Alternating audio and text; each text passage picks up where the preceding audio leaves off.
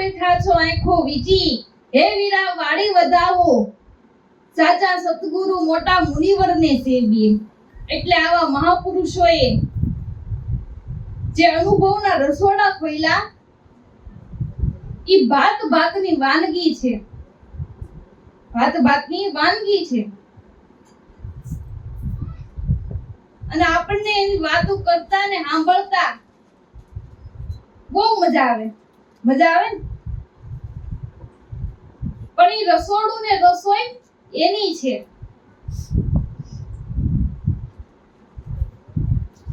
અને આપણે એ પ્રમાણે વર્તમાન કરવું જોઈએ. વર્તમાન નો પાડવી. હું વાત કરીને વર્તમાન નો પાડું અને તમે સાંભળીને વર્તમાન નો પાડો તો નકરી વાતોથી કાંઈ અર્થ સરવાનો નથી. નરસિંહ મહેતાએ એમ ગાયું છે કે અમારા ગાયલ ગાહે ઈ તો જાજા ખાહડ ખાહે. અમારા ગાયલ ગાહે ઈ તો જાજા ખાહડ ખાહે. સમજીને ગાહે તો વેલા વેકુટ જાહે. એટલે મહાપુરુષોની વાણીને સમજીને જીવનમાં ઉતારવી. મહાપુરુષની વાણી સમજીને એને જીવનમાં ઉતારવાની છે. નકરી બોલા કરવી, સાંભળા કરવી તો એનો કાંઈ અર્થ નહીં.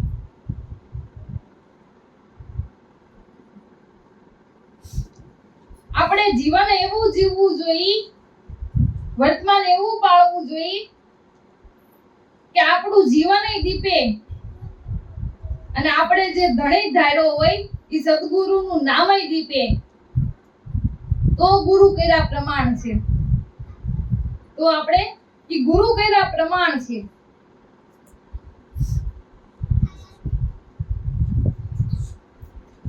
તમને પાડોશમાંથી કોકે એમ પૂછવું જોઈએ કે ભાઈ તમારો આ વિવેક, તમારો આ વ્યવહાર, તમારું જ્ઞાન આ બધું જોતા અમને એમ લાગે છે કે તમને કોઈ ગુરુ હારા મળ્યા હોય. તમને કોઈ ગુરુ હારા મળ્યા હોય તો આ ગુરુ કર્યા પ્રમાણ છે. તો આ ગુરુ કર્યા પ્રમાણ છે.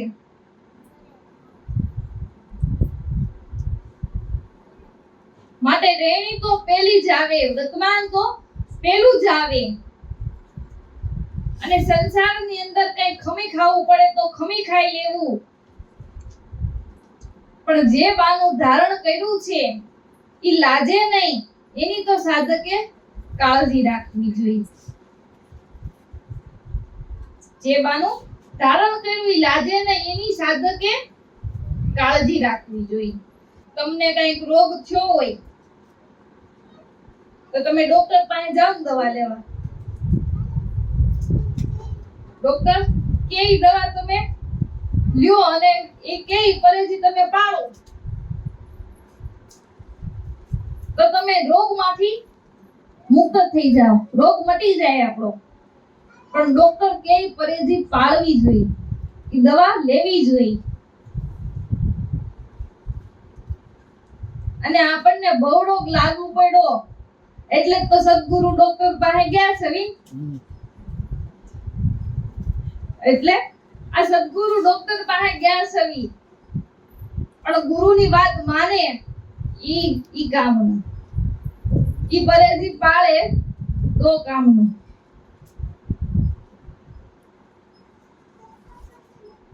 માટે ઉપરના આચાર નહીં, અંતરના આચાર પાળો. ઉપરના આચાર નહીં, અંતરના આચાર પાળો. આપણે અંતરના આચાર પાળવાની જરૂર છે. અને જેટલી સુરતાને લંબાવાય એટલી સુરતાને લંબાવો.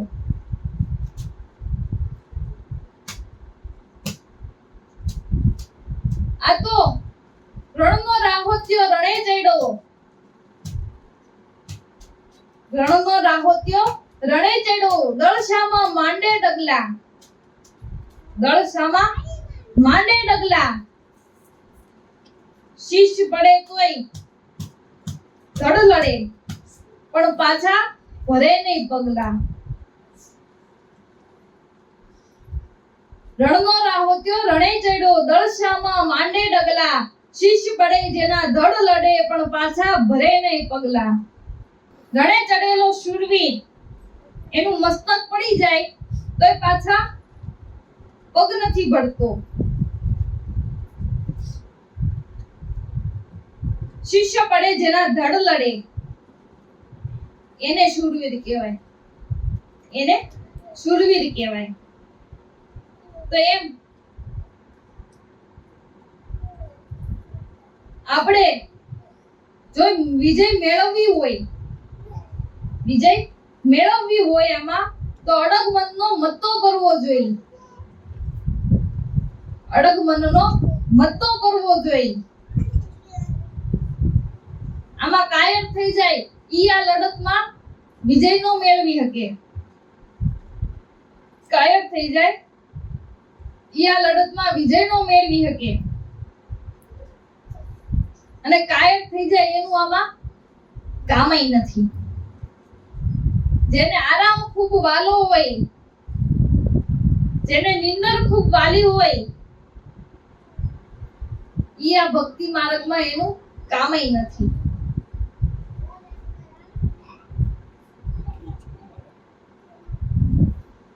આળસને ત્યજવી પડે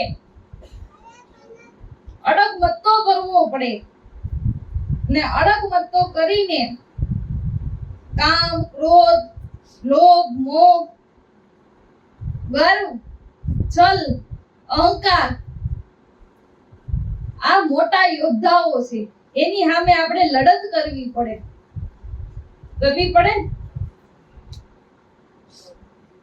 કારણ કે આપણે સમરણ કરવી તો આમાં બધાય આડા આપણને અવરોધ કરે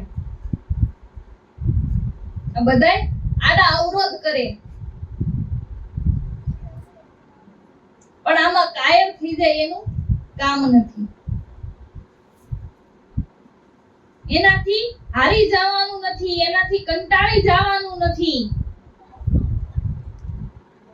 પણ હિંમત રાખીને સમરણ કર્યા કરવું હિંમત રાખીને લડત ચાલુ રાખવી પણ આમાં કાયરનું કામ નથી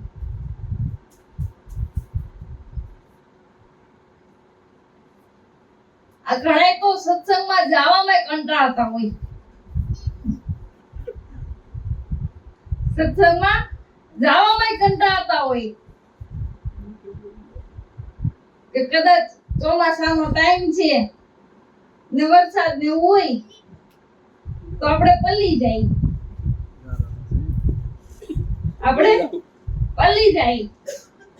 પણ તું ક્યાં ગારાનો સોતો કરી જાય એટલે હરિનો માર્ગ છે સુરાનો નહીં આમાં કાયરનું કામ હરિનો માર્ગ છે સુરાનું કાયરનું નહીં આમાં કામ પ્રથમ પહેલા શીશ મૂકી અને વળતું લેવું નામ પ્રથમ પહેલા શીશ મૂકી અને પછી વળતું લેવું નામ હરિનો માર્ગ અડગ મત્તા વાળો આમાંથી નિર્ણય જેણે કર્યો છે કે બસ આજ જન્મની અંદર કમાણી કરી લેવી છે આનો આજ જન્મ સફળ કરી લેવો છે અને ગુરુ મહારાજે દયા કરીને સહજ યોગ આપ્યો છે કે તમારા કામ ધંધાય થાય અને ભગવાનની ભક્તિ એ થાય એવો સહજ યોગ ગુરુએ કૃપા કરીને આપ્યો છે તારે ક્યાંય વયું જવું નથી ક્યાંય છોડી દેવું નથી તારો પુરુષાર્થ થાય અને પરમ અર્થે હાધી હકાય એવો રસ્તો ગુરુ મહારાજે દયા કરીને સહજ યોગનો બતાવ્યો છે માટે નિષ્ઠા બાંધી લ્યો અને એને માટે ધ્યાનની ધારણા કાયમ રાખવી કાયમ કરવો અભ્યાસ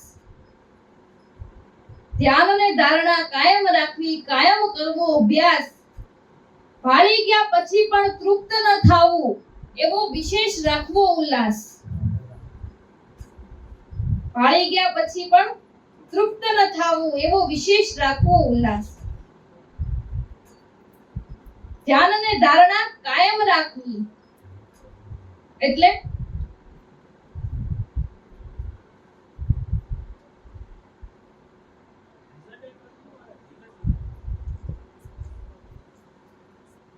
તમે નામ સ્મરણ કરો છો તો જરૂર એક દી મને આ અનુભવનો લાભ પ્રાપ્ત થાય એ ધારણા કહેવાય. હું કંઈક કામ કરું છું તો એનું મહેનતાણું મને જરૂર મળશે એ ધારણા કહેવાય. તમે સ્મરણ કરો, સત્ય નામનું ભજન કરો, એનું ફળ સ્વરૂપ દર્શનનો લાભ મને મળશે એ ધારણા કહેવાય. આ ધ્યાન અને ધારણા કાયમ રાખવી અને આ ધારણા રાખીને અભ્યાસ કરવો. ભાળી ગયા પછી પણ તૃપ્ત ન થાવું.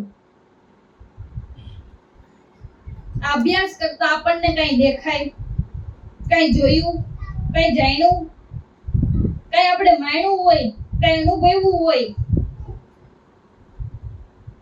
તો ઘણું એમ ન માની લેવું. વિશેષ ને વિશેષ રાખવો ઉલ્લાસ. વિશેષ ને વિશેષ આ સમરણ માર્ગની અંદર ગતિ કરતા રહેવું જોઈએ. ગતિ કરતા રહેવું જોઈએ. ભાળી ગયા પછી પણ તૃપ્ત ન થાવું. જ્ઞાને ક્યારેય આપણે તૃપ્ત ન થાવું. જ્ઞાને અધૂરા અને માયાના પૂરા. જ્ઞાને અધૂરા અને માયાના પૂરા.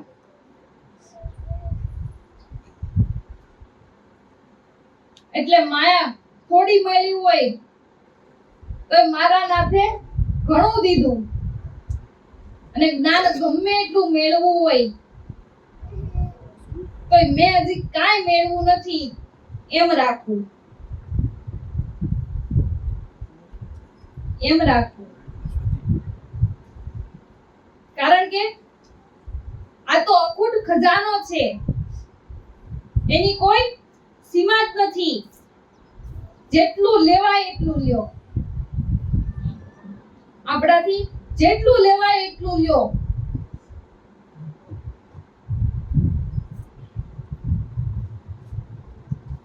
આ તો રણનો રાહોત્યો રણે ચડ્યો, દળ શામાં માંડે ડગલા. સામે આવેલું દળ હોય એની સામે આ શૂરવીર એકલો લડવા જાય. એમ